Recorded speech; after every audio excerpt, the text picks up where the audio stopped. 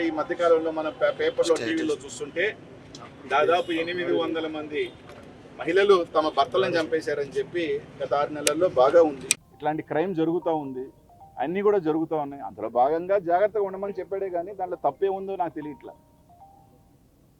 తానుకున్న ప్రకారము చెప్పాడు. దాన్ని పట్టుకొని మీరు మాట్లాడిన దానికన్నా మహిళలని, మీరు అవహేళనగా మాట్లాడిన మహిళల కన్నా, రోజమ్మ గురించి మాట్లాడిన దానికన్నా ఎన్నో ఉన్నాయి, సంఘటనలు ఉన్నాయి. నిజంగా మీరు బాధపడితే కేసు కట్టుకోవాలి, లేదంటే పోయి డిఫమేషన్ వేసుకోవాలి. అంతేగాని ఒక మనిషిని చంపేయాలని ఒక ఆలోచన. నెల్లూరు జిల్లాలో రాజకీయాలలో గతంలో అందరూ విమర్శించుకున్నా ఎప్పుడు కూడా ఇట్లాంటి సంఘటనలు జరగలేదు. లేదు మేము భయాన్ని దృష్టి చూపించాలనుకుంటున్నాం ఈ జిల్లాకి కూడా. నెల్లూరు జిల్లాలో కూడా ఇంక్లూడింగ్ చాలామంది చెప్తారు రాయలసీమ ఫ్యాక్షన్ చేసినా కూడా గేటు బయట జరిగినాయే కానీ ఫ్యాక్షన్ మాటలు కానీ ఫ్యాక్షన్ రాజకీయాలు కానీ ఇళ్లల్లోకి వచ్చి ఈరోజు ఒకటి అడుగుతా ఉన్నాం మేము. నిన్న ప్రసన్నన్న లేడు, కానీ నల్లపురెడ్డి శ్రీనివాసులరెడ్డి గారి సతీమణి ప్రసన్నన్న గారి తల్లి ఉన్నారు. దాదాపు 80 పైచీలకైన వయసు పడిపోయిన పెద్దామె. 200 మంది మీరు కత్తులతో గడ్డపారలతో సుత్తులతో వెళితే ఆ వయసులో షాక్కు గురయ్యో లేకపోతే ఇంకొకటి ఏమైనా అయ్యో ఆమెకి ఏమైనా ప్రమాదం జరుగుంటే ఎవరు బాధ్యులు? దీనికి సంబంధించి మేము ఒకటే డిమాండ్ చేస్తూ ఉన్నాం. దీనికి సంబంధించి ఖచ్చితంగా కోవూరు శాసనసభ్యురాలు ప్రశాంత్ రెడ్డి గారు, నెల్లూరు పార్లమెంట్ సభ్యుడు వేమిరెడ్డి ప్రభాకర్ రెడ్డి గారి మీద, అలాగే దీనికి సంబంధించిన అనుచరుల మీద ఎవరైతే పాల్గొన్నారో 150 మంది కానీ ఎవరైనా కానీ ఖచ్చితంగా హత్యాయత్నం కేసు నమోదు చేయాల్సిందే. ఈరోజు మా వాళ్ళని వైసీపీ కాంగ్రెస్ పార్టీ వాళ్ళు ఎక్కడెక్కడ సంబంధం లేని వాళ్ళని కూడా తీసుకొచ్చి మర్డర్ కేసులో, అటెంప్టివ్ మర్డర్ కేసులో పెడుతున్న మీరు ఈరోజు ఒక డైరెక్ట్గా ప్రోద్బలం చేసి ఈరోజు చేస్తున్న వాళ్ళ మీద ఎందుకు హత్యాయత్నం కేసు పెట్టకూడదు? ఈరోజు ఆయన ఉంటే ఖచ్చితంగా అదే కదా జరిగేది. తప్పకుండా పోలీసు మేము ఒకటి అడుగుతా ఉన్నాం. ప్రజలు చూస్తూ ఉన్నారు, ఈ జిల్లాలో ఉన్న రాష్ట్ర ప్రజలందరూ కూడా చూస్తూ ఉన్నారు ఇట్లాంటివి జరిగినాయా లేదా అనేది అందరూ గమనిస్తూ ఉన్నారు. అంటే మేము ఎవరినైనా ఏమైనా మాట్లాడచ్చు. ఒక మహిళగా నువ్వు సంవత్సరం నుంచి ప్రసన్న కుమార్ రెడ్డిని ఏమైనా మాట్లాడచ్చు, అవినీతిని ఏదైనా నోటికి వచ్చినట్టు మాట్లాడచ్చు, పిహెచ్డీలు అనొచ్చు, రకరకాల మాట్లాడచ్చు. అదే ప్రసన్న కుమార్ రెడ్డి పిహెచ్డీ మాట్లాడితే ఒక మహిళను అగౌరవపరిచినట్ట అని అడుగుతాం.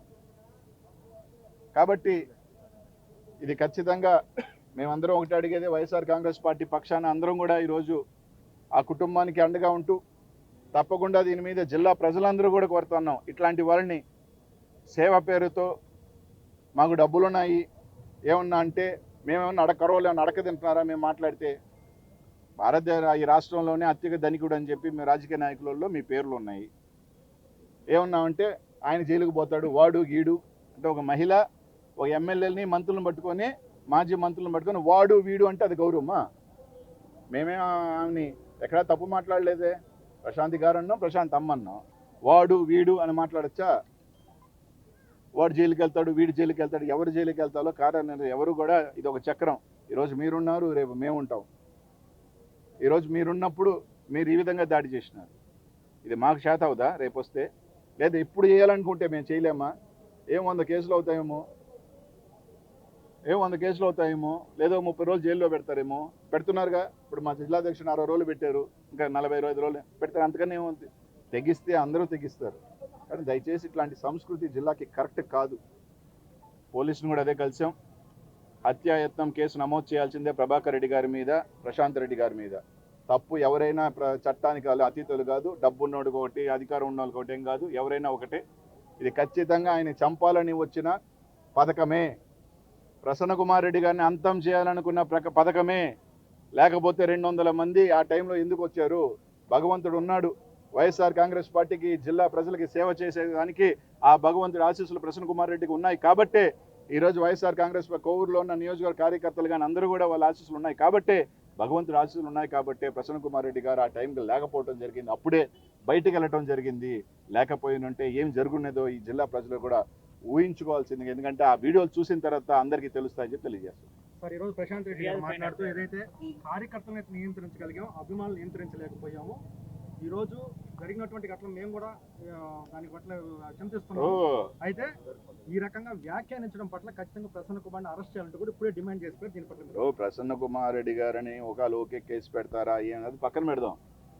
కార్యకర్తల్ని అభిమానులని అదుపు చేయలేక ఆమె కన్నా ఎక్కువ అభిమానులు చాలా మంది ఉన్నారు ఈడందరికీ కూడా.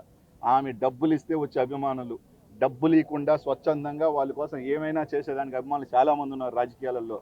రాజనాల సినిమాలు, రావు గోపాల్ సినిమాలు అంతా అయిపోయిన తర్వాత రావు గోపాలరావు వస్తాడన్నమాట, మేము కూడా ఖండిస్తున్నాము అని చెప్పి. నాగభూషణం కదలాడు, చెప్పొద్దని చెప్పు. పాతకాలం కొత్తగా రాజకీయాల్లోకి వచ్చేసింది కాబట్టి పొద్దున్నే లేచి నేను కూడా ఖండిస్తున్నా, ఇది కరెక్ట్ కాదు. ఇది ప్రజలకు తెలుసు, అందరికీ తెలుసు ఎవరు దీని వెనకాల ప్రోద్బలం ఉందో, ఎవరు నడిపించారో, ఎవరిని పంపించారన్న సంగతి అందరికీ తెలుసు. ఆ వీడియో చూసిన తర్వాత ఎవరంత అభిమానులో, ఎవరి మీద ఎవరికి ఎంత ప్రేమ ఉందో ఆ జనాలను తెలిసిపోతుంది. ఇవన్నీ ఎందుకు? ఖచ్చితంగా నువ్వు ప్రసన్న కుమార్ రెడ్డిని మర్డర్ చేయాలని చెప్పి ఒక ఆలోచనతో పంపించావు. ప్రసన్న కుమార్ రెడ్డి గారిని హతమంది చేయాలని చెప్పి ఇంకా ఏమేమి బయటకు వస్తాయో భయంతో ఏమన్నా చేసిందో మాకు తెలియదు. ప్రసన్న కుమార్ రెడ్డి గారు రేపు ఇంకేం మాట్లాడతారేమో, మా గుట్టు ఇంకేం బయటకు వస్తుంది ఏమన్నా భయం చేదో చేశారా, లేకపోతే ఇంకో ఏం కారణాలు చేశారో మాకైతే తెలియదు. ఎందుకంటే మేము అనకూడదు కాబట్టి ఏమన్నా ప్రసన్న కుమార్ రెడ్డిని హతమార్చాలా, ఒక భయాన్ని తీసుకురావాలి ఈ జిల్లాలో. ఇప్పటికే ఈ జిల్లాలో మేమే డబ్బున్న వాళ్ళు అని ఒక ఫీలింగ్ ఉందో, అలాగే డాన్లు కూడా మేమే, మా జోలికి వస్తే మేము చంపుతాం అని ఏమన్నా ఫీలింగ్ క్రియేట్ చేయాలని ఏమన్నా కోరిక ఉందో మాకైతే తెలియదు. ఏమన్నా అంటే అనిల్ గౌడ్ని జైలుకి వెళ్తాను, రైటు. నన్ను నిజంగానే ఈ రోజు దాకా క్వార్ట్స్ ఎంక్వైరీ చేయమనండి, బంగారంగా నేను ఒప్పుకుంటాను. నాతో పాటు నాకన్నా ముందు ఆయన మొగుడు పోతాడు జైలుకి, ఆ మొగుడు పోతాడు.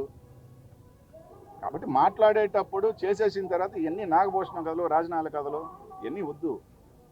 రాష్ట్రంలో జరుగుతున్న అభివృద్ధిని ఓర్చుకోలేకనే ఈ రోజు డైవర్షన్ పాలిటిక్స్ ఈ రోజు వైసీపీ ఈ రకంగా నియోజకవర్గానికి వ్యవహరించిన, జిల్లాకు ఒక అరాచక కార్యక్రమాలు జరుగుతుంది. రూరల్ ఎమ్మెల్యే కూడా ఇప్పుడే విమర్శించారు దీని పట్ల. ఇప్పుడు జిల్లాలో అరాచకం చంపాలనే ఒక ప్రయత్నం చేయించుకుంది ఆయన, ఇల్లు బదులు కొట్టింది ఆయన మీద, మా మీద.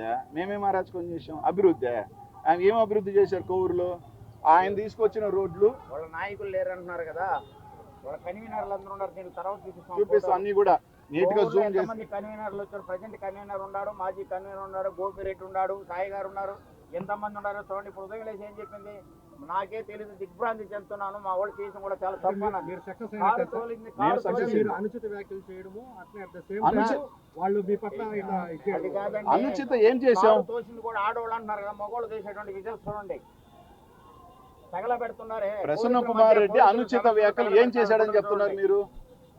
ఏం చేశాడు చెప్పండి? అనుచిత మాట్లాడకొస్తే మహిళల మీద అనుచిత వ్యాఖ్యలు చేశాడని చెప్తున్నారు. ఏం చేశాడు ప్రసన్న కుమార్ రెడ్డి గారు అనుచిత వ్యాఖ్యలు? ప్రసన్న కుమార్ రెడ్డి గారిని మీరు పిహెచ్డీ చేశారు అవినీతిలో అని చెప్పారు. ప్రసన్న కుమార్ రెడ్డి ఏం చేసి చెప్పాడు? అవును, మీరు సూలూరు, మీరు రేణుగుంటలోను, చెన్నైలోను, ఢిల్లీలోను మీరు పిహెచ్డీలు చేశారని చెప్పాడు. దాంట్లో ఎక్కడైనా అసభ్యకరమైన వార్త ఉందా? మీ ఆలోచన అసభ్యకరంగా ఉందంటే మీరు ఆ విధంగా తీసుకుంటారు. మీరు మంచిగా తీసుకుంటే అది మంచిగా ఉంటుంది. లేదు, మీ ఆలోచన సరళి తప్పైనప్పుడు అలా రెండోది ఏం చెప్పాడు? ప్రభాకర్ రెడ్డి గారు జాగ్రత్తగా ఉండే, మీ మీద ఏ రోజైనా కుట్ర జరగచ్చు అని చెప్పాడు. దాంట్లో తప్పే ఉన్నా ఉందే? ఒకవేళ నిజంగా పొరపాటే ఉన్నా ఉందే? ఆయనకు అనిపించింది అలా జరుగుతుందేమో అని. ఈ రోజున చూస్తున్న సంఘటనలు, డబ్బు కోసం, భర్తని డబ్బు కోసం చంపేవాళ్ళు ఉన్నారు, రాజకీయం కోసం చంపేవాళ్ళు ఉన్నారు, రకరకాల కోసం భర్తను చంపేవాళ్ళు ఈ మధ్యకాలంలో భారతదేశంలో ఎక్కువైనారు. దాని దృష్టిలో చెప్పుండొచ్చు. అంతేగాని ఊరికినే ఏదో ఇది చేయాలని కాదు. ప్రజలు చూస్తున్నారు అన్నీ కూడా. అవును, ఇప్పుడు డబ్బున్నోళ్ళు అంటే ఏంటి? ఇప్పుడు మీరు వేసుకున్నారు టీవీలో ఏంది, దీంట్లో ఈ రాష్ట్రానికి భారతదేశంలో అత్యంత ధనికుడు అని ఎంపీ అనిల్ కుమార్ యాదవ్ పేరేలా? అనిల్ కుమార్ యాదవ్ అడక్క తింటున్నాడు అంటే 10,000 కోట్లోడికి 100 కోట్లోడికి తేడా ఉందిగా. 10,000 కోట్ల ఉన్నోడికి 100 కోట్ల ఉన్నోడికి తేడాలు ఏమన్నా అంటే అనిల్ 1000 కోట్లు అంటాడు. అధికారంలో ఉన్నది నువ్వు. మీరు ఈడీ కేసు వేసుకోండి నా ఆస్తుల మీద, మీరు ఏ కేసులో వేసుకోవడానికి సిద్ధంగా ఉన్నా. నా ఆస్తుల మీద రమ్మండి, అనిల్ కుమార్ యాదవ్ గాడు ఉన్న ఆస్తులు రమ్మనండి, తీసుకోండి. అది తేడా. ధనికుడు అంటే 10,000 కోట్లు ఉన్న ధనికుడు అంటారు, 100 కోట్లు ఉన్న ధనికుడు కాదు. మీరు ఎందుకు పేపర్లో వేసుకుంటున్నారు రిచెస్ట్ ఎంపీ అని? రిచెస్ట్ ఎంపీని ధనికుడు అంటారు. అదే అడగటం వెళ్ళాము, ఎప్పుడు చేస్తారు మీరు అడగాలి వాళ్ళని.